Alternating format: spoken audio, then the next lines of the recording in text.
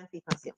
Que ustedes ya habían visto las fórmulas de expresar las isotermas y que, entonces, en el caso de que todos los sitios tengan la misma constante de afinidad, ejemplo, tengamos un poliaspartato, o sea, son todos aspartatos, no hay otra cosa. Entonces, todos tienen la misma constante de afinidad, podemos expresarla, la isoterma, como ustedes ya la conocían. La cuestión es que esa constante de afinidad ahora sabemos que no es constante. Entonces, vamos a expresar digamos, vamos a reemplazar donde dice constante de afinidad por la expresión que acabamos de aprender, que es esta que vincula con la constante de afinidad intrínseca y con todos estos parámetros. La cuestión es que en general, y sobre todo si hablamos de polímeros biológicos, porque a lo mejor los sintéticos pueden tener todos el mismo tipo de grupo, pero si pensamos en polímeros biológicos, que van a estar compuestos por distintos tipos de grupos, vamos a tener entonces también esos grupos van a tener distintas constantes de afinidad por los protones. Entonces, si pensamos en una proteína, vamos a tener los grupos amonio, los grupos carboxilatos, y los carboxilatos del glutamato y del aspartato no van a ser iguales. Entonces, tenemos que pensar que esta isoterma la tenemos que plantear como una sumatoria de términos, que cada uno de esos términos se va a relacionar con cada uno de los tipos de sitios que tenemos en esa macromolécula. Donde estos n ahora ya se refieren al n de ese sitio, o sea, la cantidad de grupos de ese sitio, y la constante de afinidad intrínseca es la constante de afinidad intrínseca de ese sitio, no de cualquier otro. Entonces llegamos a esta expresión teniendo en cuenta que hay distintos tipos de sitios. Y, como en particular ya habíamos charlado de que el ligando iba a ser el protón, la concentración de protones es algo que uno frecuentemente mide de una manera indirecta, que es a través del pH, y sabemos que la carga del protón va a ser 1, podemos entonces reemplazar donde decía concentración, poner concentración de protones. Y nos queda esta expresión. Entonces, recordamos lo que era el R, que era la cantidad de ligandos fijado por mol de macromolécula, en este caso es la cantidad de protones fijados por mol de polielectronito. Teníamos esto que habíamos dicho, que tantos términos como tipos de grupo, y que cada uno de los n que aparecen ahí se refiere al n de ese tipo de grupo en particular. Y que la constante de afinidad, que habíamos visto en esto que aparece acá como constante de afinidad, vamos a ahora, como otra vez, a hacer explícito que cuando uno habla de constante de afinidad es que está pensando en el equilibrio en el cual tenemos macromolécula más protón que da macromolécula protonada. Pero que nosotros toda la vida planteamos ese tipo de equilibrio al revés, en el cual veíamos molécula protonada que libera un protón, ¿sí? Con lo cual, tener en cuenta que la isoterma que estamos viendo ahora va a ser una isoterma de fijación y que esa constante de afinidad sea la intrínseca o la constante de afinidad a secas, va a tener una relación recíproca con la constante de disociación, que es la del proceso contrario, justamente, o con la constante de acidez, que es lo mismo. Es decir, la constante de acidez, la Ka, que nosotros solíamos ver en química general, es una constante de disociación de protones. Y nosotros acá lo que estamos planteando es el proceso de fijación. Entonces, tener eso en mente, que son los procesos contrarios, el equilibrio está planteado en el sentido contrario, y las constantes se relacionan a través de una relación recíproca. Entonces, esto hay distintas formas de pensarlo o acordarse cómo llegar a que uno, si quiere, a través de una determinación de pH, si quiere determinar la concentración de protones, en definitiva lo que hace es 10 a la menos pH. Esta es una forma de presentarlo. Otra forma de presentarlo sería decir el pH igual a menos logaritmo de protones y despejo la concentración de protones, pero lo importante es que nosotros sepamos que la concentración de protones la podemos relacionar con el pH a través de esta fórmula. Y lo que hablábamos recién era esto de que la constante de afinidad se iba a relacionar con la constante de disociación o con la Ka, con la constante de acidez. Ojo, fíjense que acá AF y A, ven que hay una pequeña letra de diferencia y significan exactamente lo contrario. Pero una es la afinidad y la otra es la acidez. Exactamente, ¿sí? Y la disociación y la de acidez es lo mismo. Es como para lo de disociación lo ponemos como para que quede explícito de que es un proceso de liberación de protones. Entonces, teniendo en cuenta esta fórmula, que acá dice protón y que acá dice constante de afinidad, y que dijimos que el protón era 10 a la menos pH y que la afinidad era 1 sobre la de disociación, volvemos a escribirla, solamente que reemplazando, donde decía concentración de protones ponemos 10 a la menos pH, y donde decía constante de afinidad ponemos 1 sobre constante de disociación. Y así para cada uno de los términos. La cuestión es que esto tiene una representación gráfica que ahora, si uno mira la fórmula, parece súper compleja, pero que en realidad la recontra conocemos. Esto lo han visto un montón, creo, ¿no? Cuestión de que acá, ¿qué es lo que vamos a ver? En la ordenada vamos a ver el n de cada uno de los tipos de grupo que tenemos, y en la abscisa lo que vamos a ver es el pKa de cada grupo. Fíjense que justamente donde tenemos los puntos de inflexión es donde vamos a tener representado el pKa o el P de la constante de disociación. Entonces, fíjense que si uno lo va pensando a esto, de que en el sentido de la fijación, que es como lo planteamos en un primer momento, empezamos de un pH muy alcalino en el cual la proteína o la macromolécula en general está completamente desprotonada. Empiezo a meterle protones al medio, entonces empieza a descender el pH por un lado, pero se empiezan a fijar protones a este grupo que tiene este pKa. Entonces ocurren dos cosas, bajo el pH por un lado y se fijan protones y por eso aumenta el R.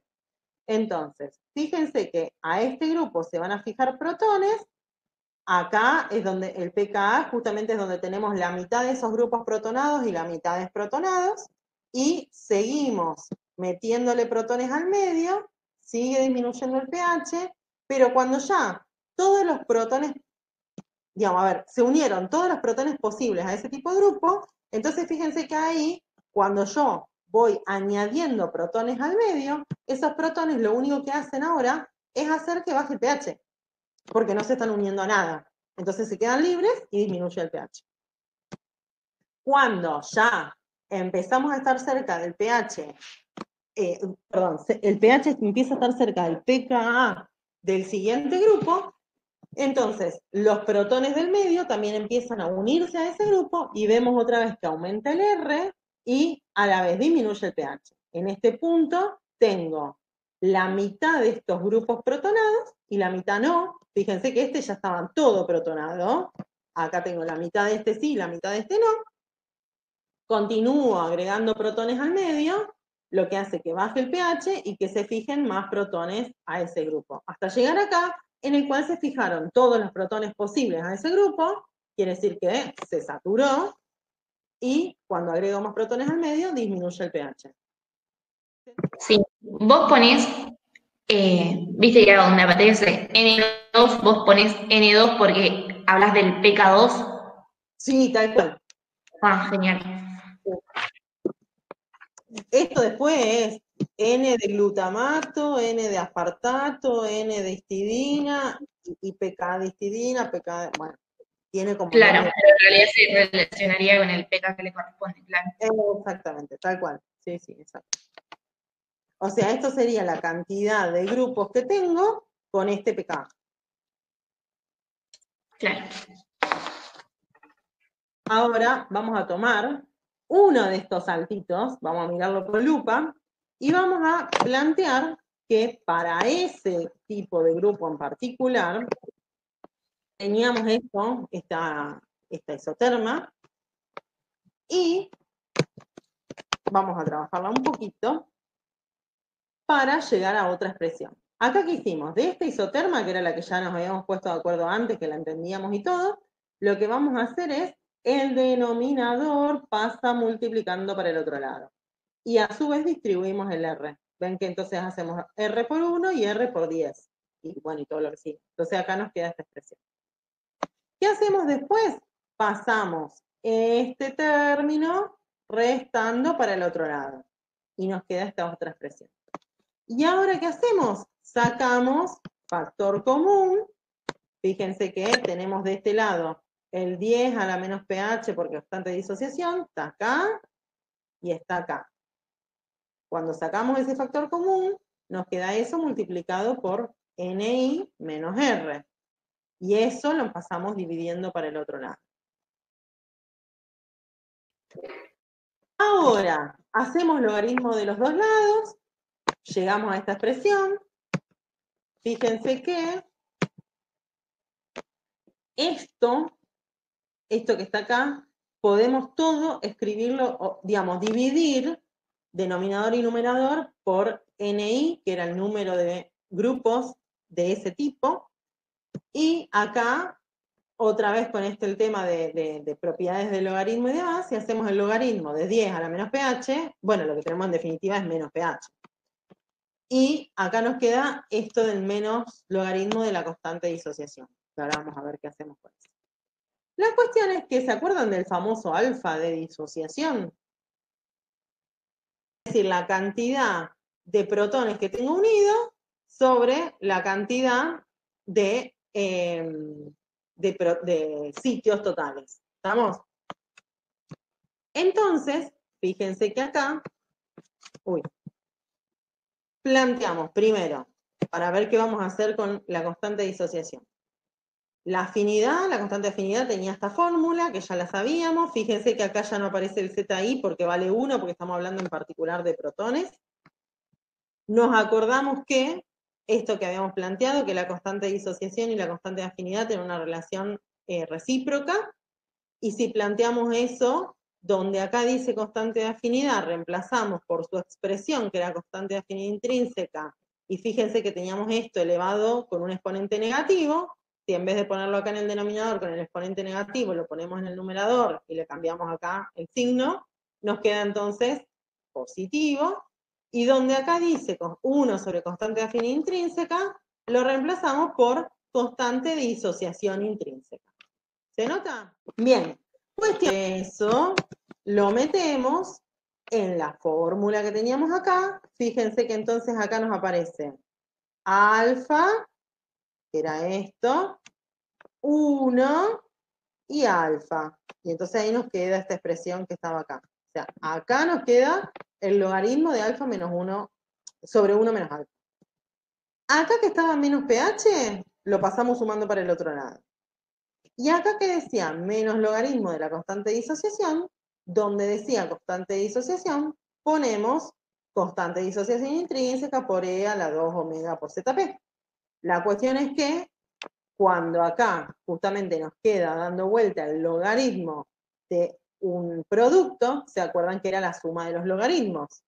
Y si pensamos por propiedades del logaritmo, nos queda menos, por el signo menos que teníamos acá, 2 por omega por ZP, por el logaritmo de la base E. ¿Sí? Que lo que hacemos es hacer calcular este valor, multiplicarlo por 2 y nos queda este número. Nos queda el omega, nos queda la ZP. Este omega era el que venía de toda la vida, de toda la vida, no, de toda la clase del factor electrostático. Y acá entonces nos queda toda una expresión que vincula carga de la proteína o de la macromolécula o del polielectrolito o del macroión con el factor electrostático, con esto que nos queda un valor constante, con el P de la K de disociación intrínseca. Acuérdense que este P es menos logaritmo, ¿está? Que esto, ¿qué sería? Es el pKa. ¿Se acuerdan que la disociación, decíamos que era, o la constante de disociación era constante ácida? Acá los alfas, que los vimos de dónde salían, y el pH. ¿Para qué hacemos todo? Sí. El ZP es igual al Z. Sí, el ZP y el ZM son lo mismo. Me quedó distinto y, bueno, me quedó distinto, pero son lo mismo. Y lo van a ver tanto en los problemas como en los exámenes, todo, tanto como ZP como ZM, que va a ser carga de macromolécula, carga de polímero, carga de polielectrolito, macroión, bueno, puede ir cualquiera de las dos, depende del nombre que uno le ponga a su polímero, ¿sí? Sí, gracias. Entonces, ¿todo esto para qué nos sirve? Para que experimentalmente uno pueda hacer determinaciones de pH y de alfas y hacer este cálculo, pueda determinar la carga del polímero, de la macromolécula, de la proteína, de lo que sea, y hacer esta gráfica. ¿Por qué? Porque si uno se acuerda de la ecuación que vimos hace un minutito, ¿qué nos queda? Que si uno grafica esto, nos va a dar una línea recta, en la cual la pendiente va a relacionarse con el factor electrostático, entonces nos permite calcular el factor electrostático, y la ordenada al origen se va a relacionar con el pK de disociación intrínseca, es decir, con el pKa, ¿sí? ¿Y esto para qué lo hacemos? Porque puede ser que uno desconozca el valor de un pKa, puede ser que uno desconozca el valor del omega, entonces lo que nos permite es obtener entonces datos y valores de las constantes y del factor electrostático en el medio en el que estemos trabajando. ¿Para qué también hacemos todo esto? Una vez que obtenemos constantes de equilibrio, porque en definitiva si tengo el pKa o el pK de disociación, puedo obtener la constante, puedo obtener tanto la constante de afinidad como la constante de disociación. Una vez que tenemos constantes, podemos trabajar a 2 o más temperaturas y calcular todas las cosas que ya sabemos calcular, que son las funciones termodinámicas. Es decir, podemos calcular el delta H cerito de disociación intrínseca a través de conocer las constantes de disociación intrínseca a 2 temperaturas. Podemos calcular el delta G0 de disociación intrínseca, conociendo el valor de esa constante, y conociendo tanto el delta H0 como el delta G0, obtener el valor del delta S de disociación intrínseca. Todo esto es de lo que sabíamos también de toda la vida. Tener en cuenta que si queremos los parámetros de afinidad, tenemos que tener en cuenta que es como el proceso, como es el proceso contrario, la afinidad que es de la disociación o la fijación de la disociación, cuando calculemos el delta H0 de disociación intrínseca, para obtener el delta H0 de afinidad intrínseca, tenemos que cambiarle el signo, ¿sí? Y lo mismo para todas las funciones termodinámicas. ¿Por qué? Porque es el proceso exactamente contrario.